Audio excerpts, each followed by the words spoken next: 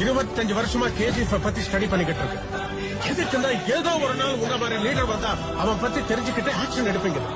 10 minutes கொடுங்க, explain பண்றேன். கர்நாடகாவுக்கு மட்டும் இல்ல, 21 ஸ்டேட், 9 யூனியன் டெரிட்டரிஸ்க்கும் அவன் தான் rowdy. He is the biggest criminal. He is the biggest businessman. This is the biggest national issue. And only you can handle